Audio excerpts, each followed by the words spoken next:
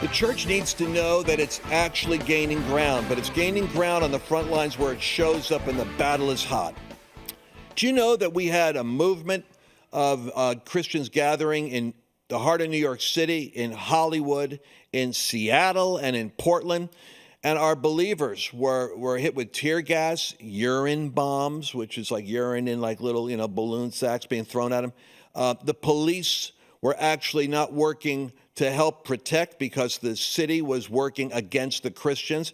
And you don't hear these stories, but you need to hear them. And part of my 7-mountain mandate is to find the courageous believers that are on the front lines of restoring the family, of the awakening church, of penetrating the mountain of education, of advancing in government, of standing on the mountain of media and entertainment, and of building powerful businesses that are generating the revenues for the grassroots army to fund the Great Awakening. And you can keep in touch with all these strategic developments and people like I'm going to introduce to you in a moment by going to lancewallnau.com/letter. lancewallnau.com/letter. Why? I do a 360 news analysis. We're going to be doing more of that, of what's happening in the world, what's happening with Donald Trump, what's happening with Ukraine and Russia. I mean, God does give to us the prophetic ability to know what's happening. And I think it's our responsibility for the prophetic alignment of God's end-time movement in the United States to make sure our voice is heard and our message is getting out. Go to lancewallnau.com/letter to get the strategic monthly update on what's happening in the news you're not hearing in the battle for the Third Great Awakening. Go there now. Thank you. Hey, welcome back to the Lance Wallnau Show. I have a very special guest. We talk about the 7 mountains a lot. And one of the key mountains that is central to where we keep coming back to is the family, because as the family goes, so goes the nation. And when you think about Charlie Kirk, why was he such a threat to the left? Why was he so high on the devil's radar? Because the under 30 crowd had a voice speaking to it, almost with a big brother's authority about, here's about how you live life successfully, and then to live life with freedom. He kept bringing the Word of God and Jesus Christ into the center of the conversation. And he was winning on the education mountain, where he took the ideas of conservative thinking into hot confrontation verbally with whatever view you've got. Come on forward. And it's kind of interesting, almost like Stephen in the book of Acts. They were not able to withstand or resist the wisdom or the spirit by which he spoke. And he did a lot of work. It wasn't all spontaneous. He studied and called people and got answers to questions. And there's a thing in the Bible called the wisdom of the just. John the Baptist came to bring the wisdom. Repentance, yes, but alongside of repentance comes the wisdom that comes out of it. The family mountain in America is the most challenging one for us, because you could target the church and go to a local church and say, well, the pastors need to do this or that. We need to do more of this or that. But the family's ubiquitous. I mean, it's a far larger and harder territory to try to create an impact in. And we have an expert with us who came into the battle having 5 children, lives in Portland, of all places, the epicenter of warfare spiritually. And she and her husband launched something which I thought was rather courageous. When I first met her, she was launching a Her Voice movement, kind of like what Charlie Kirk was for the 30-year-old and younger crowd. She has become, in her own way, to moms getting awakened and aware of what's going on with their children. And we have the Mama Bear movement came out of a lot of this. So let me bring Jenny Donnelly. She's a subject matter expert. Welcome back, Jenny. Good to see you. I'm so happy to be here, Lance. Thank you so much. All right. So for those that don't know you, where do we start? You have the Her Voice movement, which begins for the purpose of doing what? Yeah. So Her Voice movement really started out as, and it still is today, a place where we equip the voices of women who turn around and disciple their families. It's really about freedom. I really grew up, if you want to put it that way, in the kingdom in business. And my husband and I had a great measure of success. And so we had a lot of people that said, how are you succeeding? And that was our opportunity really to say, well, there's some business things you need to know, but who you really need to know is Jesus. and you need to know his ways and his principles and his word. And that actually started a revival in our network, in our business. And so that organically spilled into retreats for women. Then they said, can we bring our husbands? Can we bring our kids? And next thing you know, we're doing family camps, we're doing family conferences. And what we've really realized is that the family unit is under attack. And that really led into saying yes to Don't Mess with Our Kids, which originally came out of Peru. You've talked about this several times on your show, Lance. But Peru, they really went after this whole gender ideology thing. And really what they were doing was they were standing for family and saying, we're not going down this crazy path of letting our kids be in the jowls of the devil. And so when we heard they were so effective at this, turning over 9 woke laws, they're the only Latin American country right now that doesn't have a single woke law. We felt like and they we kicked could do Soros something out. about this. They frustrated Soros's movement so much that he's funding a lot of this ideology with their billions of dollars, which is why I'm always trying to encourage Christians to use wealth wisely in the ideological battle of public persuasion. And the LGBTQ movement comes at you from cartoons to classrooms to the aggressiveness of their public expression, so that it creates a trending phenomenon. A weird thing was going on with the transgenders, and Bill Maher was even saying it. He said, "What? Yeah, well, let's wake up here, folks. Why is it 20% of Gen Zs are feeling like they may be gender fluid? Now look at that compared to every other nation. Don't tell me that there isn't something weird going on in America that's creating that difference." And you run into it. It really is. It's a counterfeit family movement is LGBTQ, isn't it? That's right. Well, really, when we started working with some gals that came out of LGBTQ, we get in some really great conversations, and we've ministered to so many, and they're just incredible people. A lot of them were raised in Christian homes. They have, some woundings and some things that Jesus can heal. But basically, what we found out was they have a dynamic in family in the LGBTQ community that unfortunately is hard to find in the church. And I don't mean to kick anybody in the shins, because we are the church. I am the church. But I just started observing that if we don't do family the way the kingdom does family, the way the Bible explains family in the church, not just our nuclear families, but in the church, I don't know if we're going to be able to sustain revival, the revival that we're in right now. And so I'm just compelled right now. I've been doing some research on different family cultures. I've researched the Jewish culture, the African culture. I've even researched the Muslim culture. And the American family, our culture basically celebrates independent and individual fulfillment. And that's one of the problems that we have as Americans. Wow. Is we look at, like, going to a women's conference.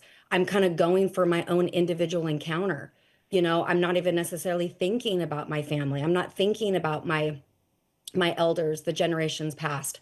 And I do women's conferences. So, but I've had to look at this and say, okay, God, how is it that we are going to revive the American family? Because when Charlie passed, we found out through a lot of different, commentary that really that was what he wanted to do. He wanted to revive the American family. And this begs the question, revive to what? Because if we revive the American family, and I believe that we have an incredible opportunity to do that right now, we can't revive it to the American model. The American model is, I've been raised to be independent. When I'm 18, I'm out of the house. I really don't need my parents anymore. What do they know? And so these generations are actually not even working together. The wisdom of the older generation isn't spilling into the next generation. And it's actually really grieving.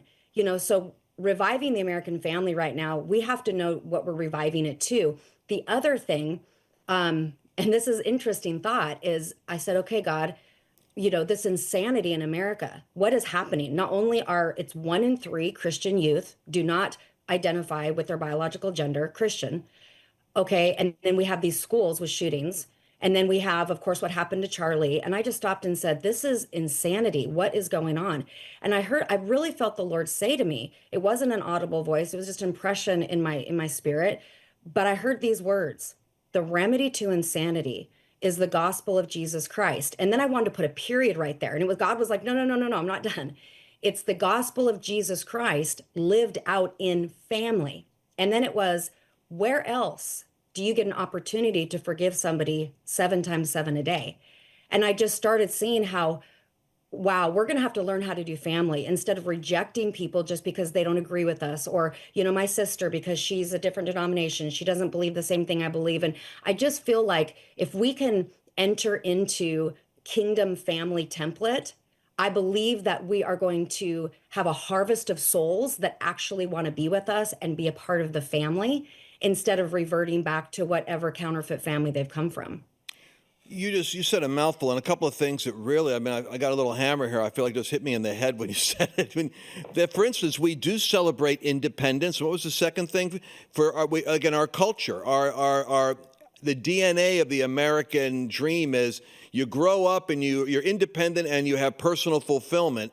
But if you don't have a blueprint, if you don't have a moral order, which is where Charlie was so strong, God has to be in the equation or your freedom becomes anarchy. It has no definition to it. But you said something else I never heard before, which is 1 in 3 Christian youth identify as being gender fluid. Did you say that? They basically don't identify with their biological gender completely. They won't say I'm 100% female or I'm 100% male. Wow. I did not know that, and I think a lot of my audience is going to go, what? For real? I think youth pastors across the board, it's about 13% of youth pastors actually have a biblical worldview. It's maybe 13%.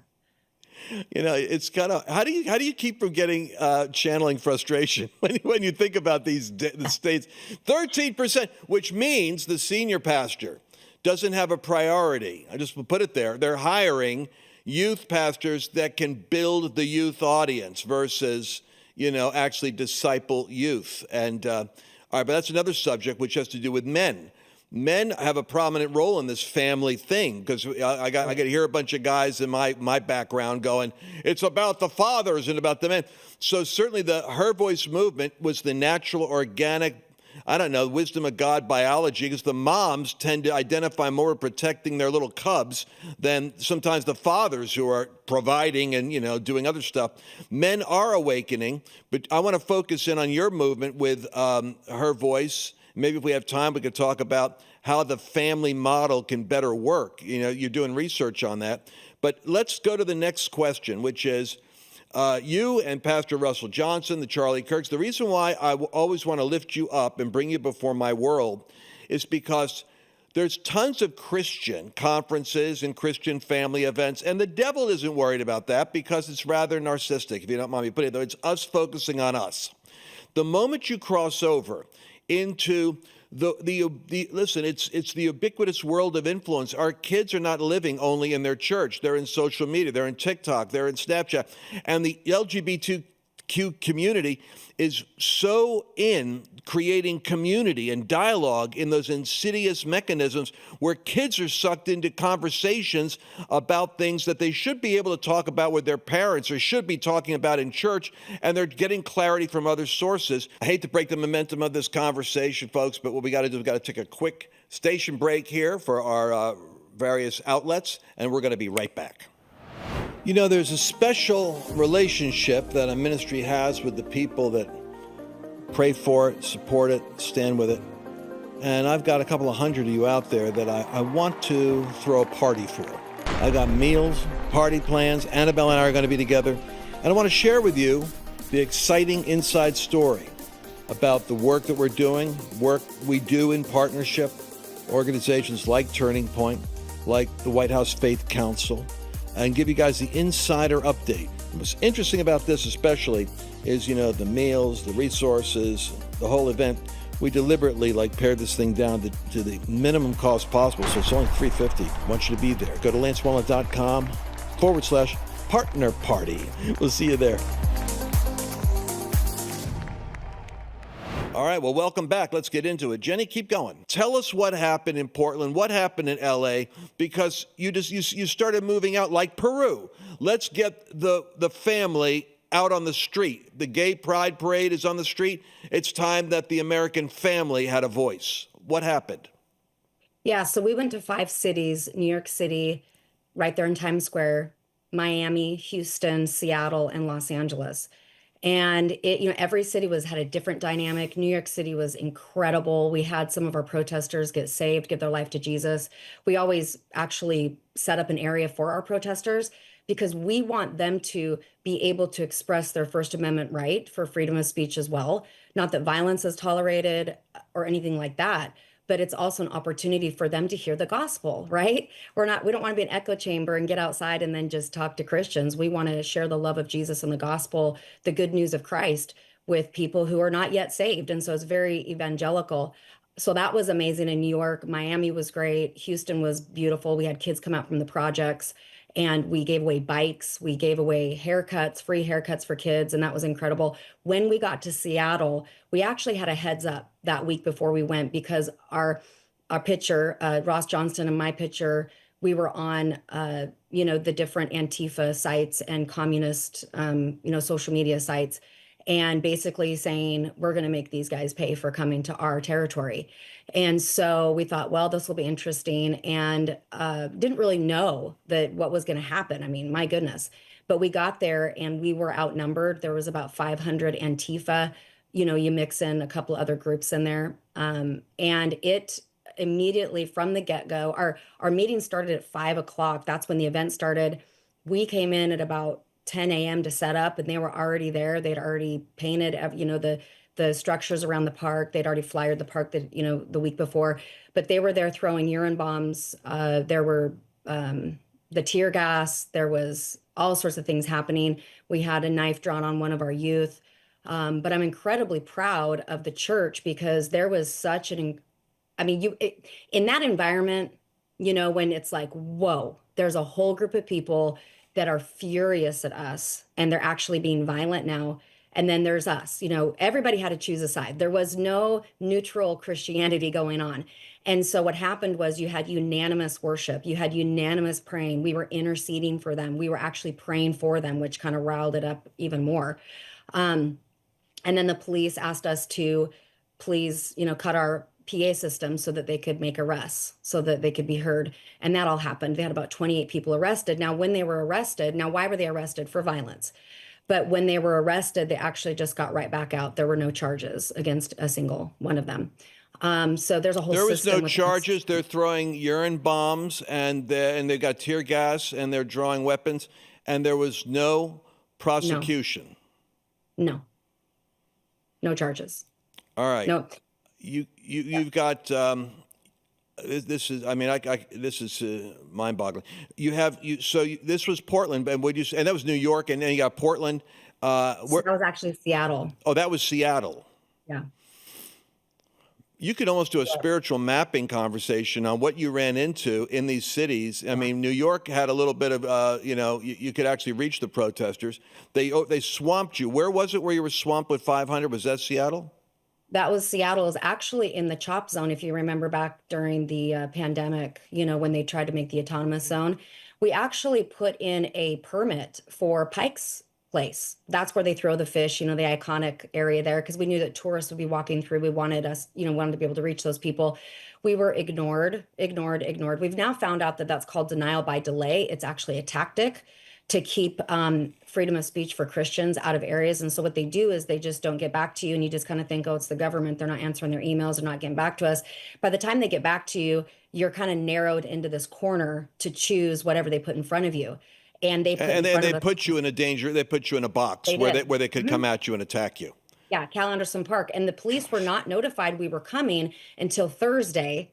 We came on Saturday morning, and they were notified on Thursday, which meant they did not have enough guys and ladies. They did not have enough officers. So we were pulled aside. I was pulled aside at 3:15 after tons of arrests had been made. And the police said, are you in charge of this? And I said, I am. And he said, the group there said, you're going to need to shut down.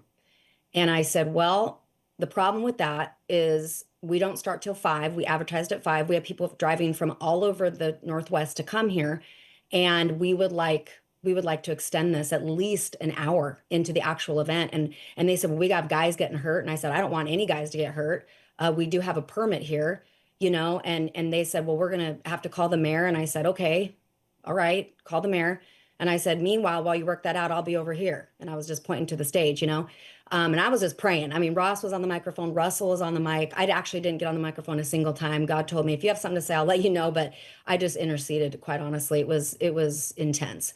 And so anyway, they didn't come get us, but at about 6:30, just because we want to give them our word, we shut down. And for that reason, that's why we're in litigation. That's why we're suing the city of Seattle. It's Liberty Counsel that's representing us. And basically, what happened there, it's something called heckler's veto. Of course, I've learned a lot since then, didn't even know what that was. But heckler's veto is when you have two groups that are expressing their First Amendment right for freedom of speech, and one group doesn't like what another group is saying, and so they get violent. They begin to heckle. And if the government steps in and shuts down the peaceful group, the nonviolent group, that's actually unlawful, and it violates the First Amendment law. It's called heckler's veto. And so that is really what we're presenting in this lawsuit. And then we have a whole nother story in Los Angeles the week after that. So I got to hear it. So, all right, Los Angeles, what happens? yeah. So Los Angeles, we're headed to Hollywood Boulevard the next week. We actually did not hear back from them. We were asking for months to get a permit, and they did not get back to us, denial by delay. A couple days prior to the event, we're thinking, what are we going to do? They're not getting back to us. And so they got back to us and they said, hey, we're going to go ahead and put you on a street. It's a couple blocks over from Hollywood Boulevard. We're like, why?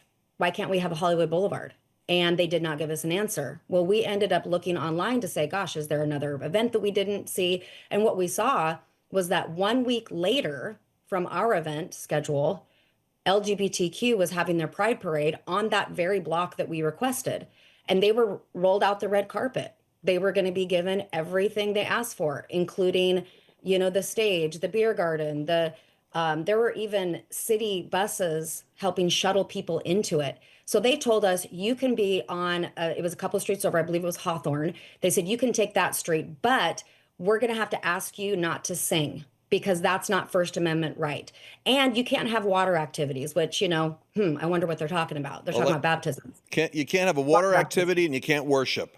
In the LGBT, under the principality of homosexuality, you cannot preach the gospel, you cannot worship, and you can't baptize. So that tells you right away what we got to do more of, folks. Yeah, exactly. So what we said was we got them the fire department, we got the parks department, we got the captain and the lieutenant of Hollywood. We got them on a Zoom. Ross and I did.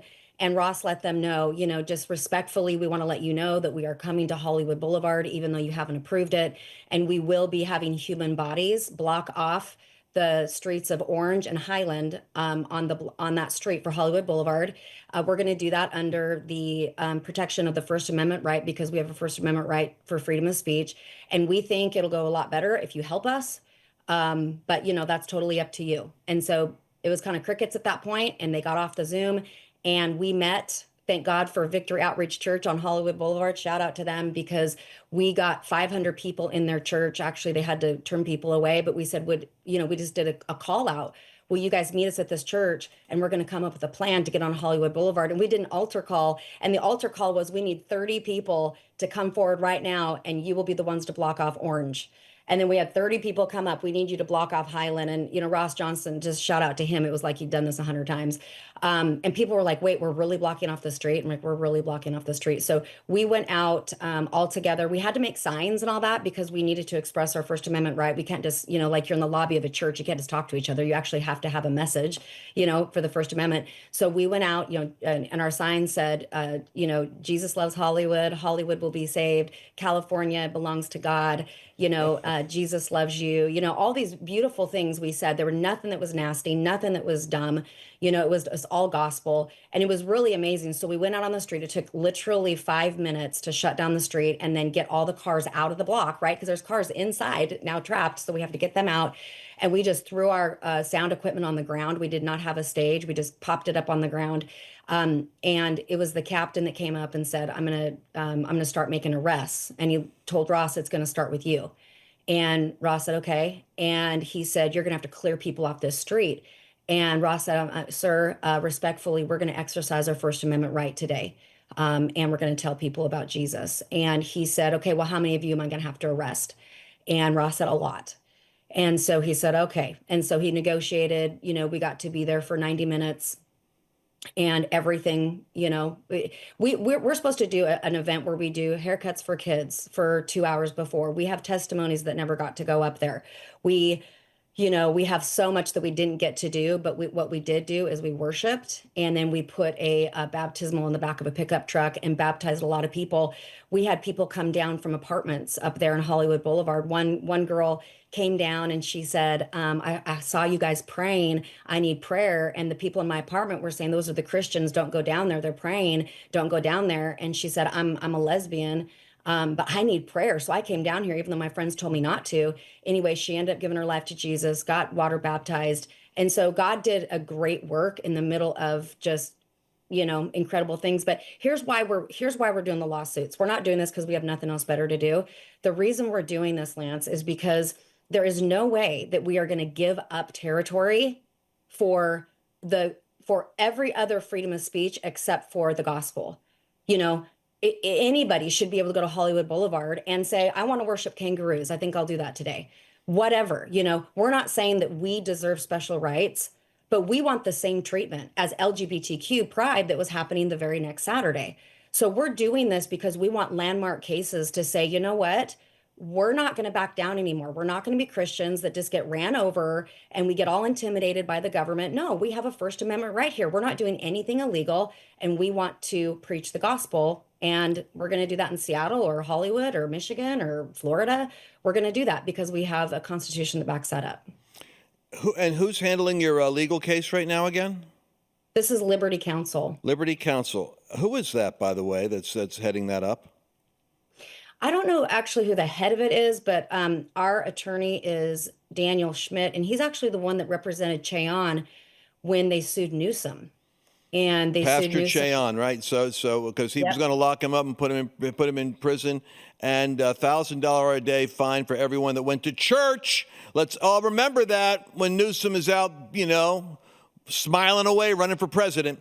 All right, so you've got these two legal cases. First of all, I was smiling earlier because I love the courage that would go to like Seattle and Portland and New York City and LA and Hollywood. Thank you for doing that. How can people stay connected with you, and how can they support you in this courageous mission? And already, I'm thinking if we had more media coverage of what the left is doing, they would have a higher level of political self-interest in not letting, in this era especially, not looking like the way that they actually are, not undressing in front of media. So how can we help you? Yeah, if you go to hervoicemovement.com, the best thing there is just to get on our email list, because we're emailing out all the things that we're doing, where we're headed, that kind of thing. But the other side of the coin is, we cast this big net to stand for family, and now we have families that really need urgent help, whether it's their marriage, whether it's parenting. And so we have a retreat center. It's what we do in our ministry is we equip the saints for the work of the ministry. We're helping heal relationships and marriages. That's really what we do. I mean, this thing on the streets was just something we just said, okay, we've got to do this for America. But what we do best is we help families heal and recover. And just, even if your marriage is amazing, go to the next level with it. And so look up what we're doing. We have actually, for the first time, His Voice Men's Retreat coming up in December. And so there's just a lot to look forward to in the healing of families, because I'm shocked, Lance, you said it already, but I want to echo this. When we came out strong in family, I mean, the devil was like so threatened, and it made me go, wow, this must be really the target. Because when families heal, and this is what God told me, he said, when families are restored, America will be healed. And so we want to go after family, and we want to go after healing and, family mission. Your family has a mission. Your family has a kingdom mission. And it's so important that you are on that mission. But sometimes we got some stuff we have to recover from and reconcile from. And so anyway, we would love to do family with anybody that's ready to do that. Jenny Donnelly, I'm one of your big cheerleaders. I want to help get this message out. Thank you for joining us. I was told you got to bounce in 2 minutes, so I'm going to let you go. Thanks for being with us today. Thank you so much. Bye, everybody. Well, folks, that's the front lines. And the thing about the movement, which is our seven mountain focus, we have the political, we have the educational on the campus, we've got the family, we have to have the awakened church. It's funded by these awakened businesses that are prospering. You wonder where to put your influence, but look at how we need to have media. You're hearing this on media right now. So my encouragement to you is to get in touch with Jenny's movement, get in touch with her, and I'm glad to hear that they're going to have a His Voice men's retreat, and we're going to, I'll tell you what, I will do an interview on that when it's time. God bless you, and we'll see you again on the next Lance Wallnau Show. Did you enjoy this latest episode? Please remember to share it with your friends, because the more knowledge you have, the better equipped you are to navigate the world.